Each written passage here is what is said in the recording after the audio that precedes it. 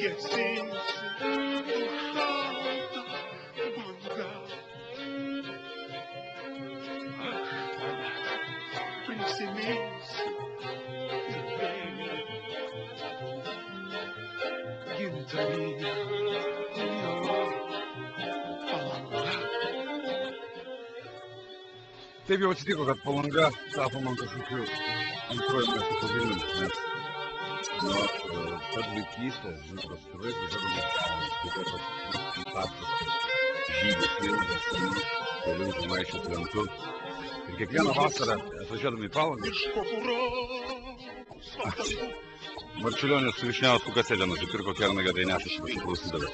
Bet ir kiekvieną vasarą atvažiuodami į Palangą, ir ta Palanga kažkaip įaugo ir sėda. Aš atsimenu tos laikus, kai mama dėdavo einant į pliažą su tėvuku, tai būdavo toks greitas užkandis, toks gabalas ungurio, keletą pomidorų ir bulkutės, kad vaikai nepraalktų iki pietų. Ir tai viskas tęsiasi ir kažkaip tie metai, kai aš nuvažiuoju į Palangą, jie viskas rūsti.